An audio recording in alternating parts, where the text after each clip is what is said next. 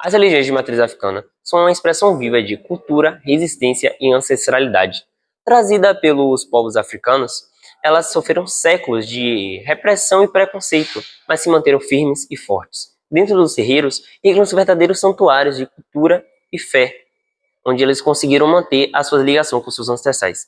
Em cada canto, em cada toque de tambor, está a história de um povo que, diante da escravidão e do seu silenciamento, se manteve firme, se manteve forte e achou um caminho para se manter vivo.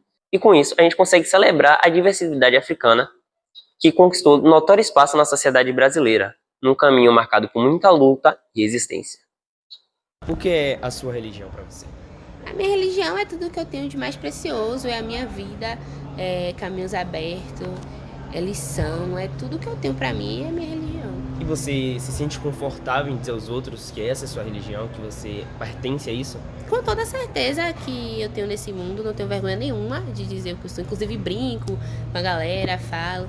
Lógico que existe ainda aqui no país, né, no mundo, muitas pessoas preconceituosas, mas não me importo, porque é o que eu sou, é o que eu vivo, é quem eu sou e eu não ligo pra isso. E quando durante a sua convivência isso influencia, as pessoas se afastam, não se importam muito, como você convive na sociedade? Já influenciou muito em questão negativa, porque eu era pequenininha, as pessoas não entendiam. Na verdade, a maior parte da população dos lugares que eu frequentava, como escolas e tal, sempre foram pessoas de religiões diferentes e nunca de afrodescendentes. Então, influenciava pelo fato das vestimentas.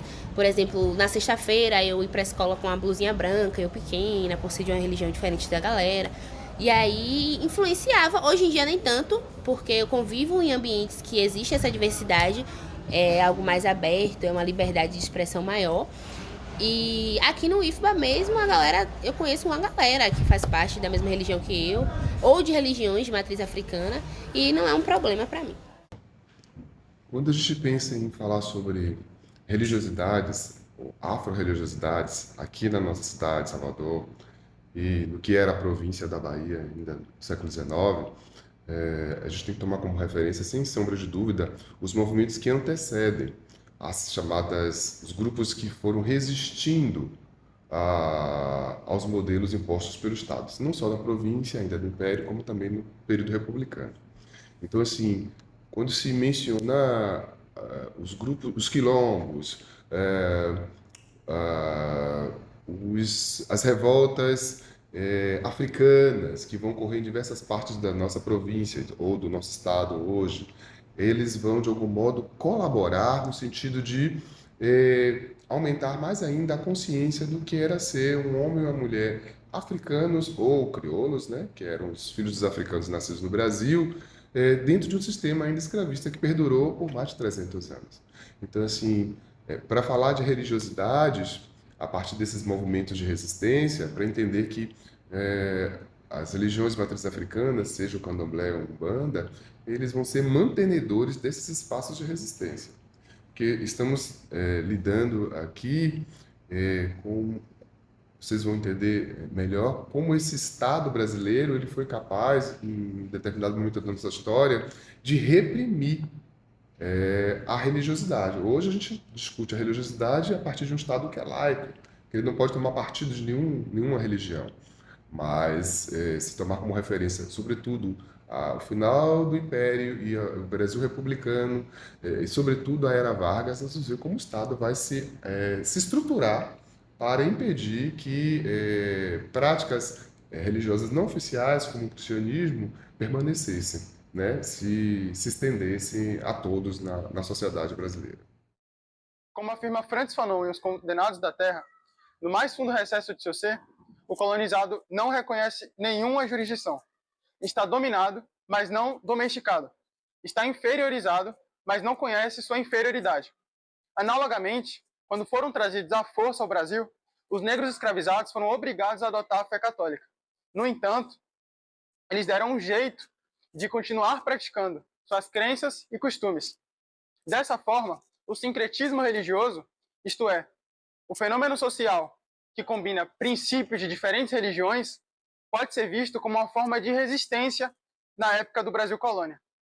Nesse caso, cultuavam os orixás, as entidades do candomblé, associando-os às imagens de santos católicos.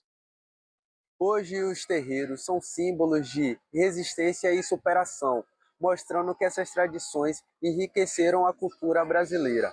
Além dos terreiros, essa força se manifestou também na capoeira, que contém religiosidade, mas não é religião.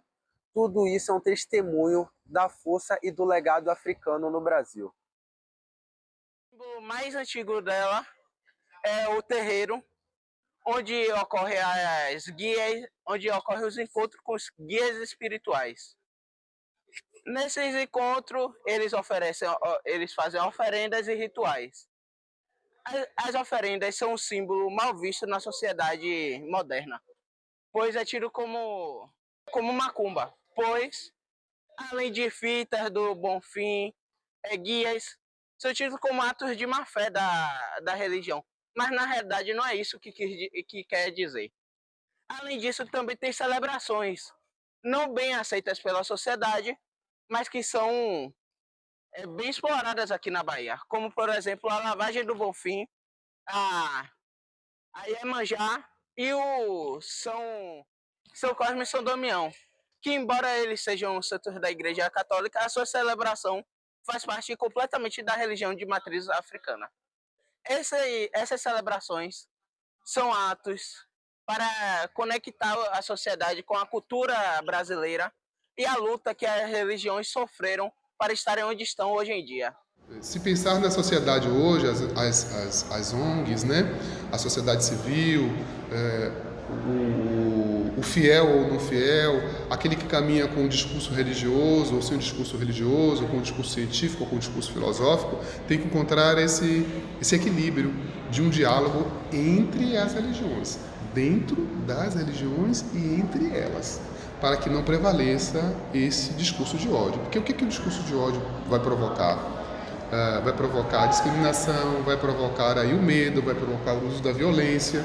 Então a violência em todos os sentidos, a violência física, a violência moral, a violência psicológica, né? A violência aí relacionada ao racismo ligada à cor da pele, mas também ao religioso, né? Olha, então, e o religioso não só contra as práticas de matrizes africanas, mas também as práticas indígenas, da espiritualidade indígena. Então é como se nós estivéssemos vivendo uma guerra santa no século XXI, entende? Então, muito cuidado, sobretudo o jovem que também tem uma educação religiosa, e tomar esse cuidado para não achar que a sua religião ela é mais importante, ela deve se sobrepor, deve demonizar a outra, deve colocar a outra como a diferente, como a normal, como a incomum.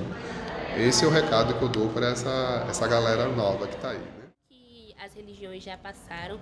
Hoje em dia, apesar de ainda existir uma grande quantidade de pessoas preconceituosas e que esbanjam, né, essa questão, eu vejo que a gente melhorou em porcentagens muito grandes.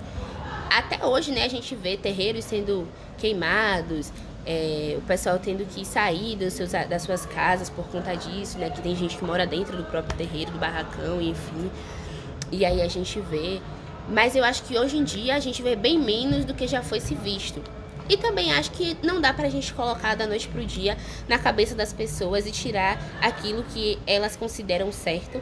E não dá pra gente colocar o que é a nossa religião na cabeça delas. Eu acho que as pessoas deveriam ser tão abertas quanto nós de perceber que existem pessoas diferentes e que, apesar de tudo, isso não implica na convivência de todos nós. Então, assim, eu acho que pro que era hoje em dia é, sem dúvidas, muito melhor. Almas de Ébano é um retrato da presença e da interação das religiões de matriz africana na sociedade. As religiões de matriz africana são um legado vivo, uma ponte entre o passado e o futuro. E sua força está presente em suas raízes e na capacidade de florescer em novos solos. Essa história é uma história de todos, uma história de resistência, de cultura e, acima de tudo, de fé. E isso, ninguém pode mudar, ninguém pode acabar, ninguém pode nos parar. Vem lá da África, um dialeto Yorubá.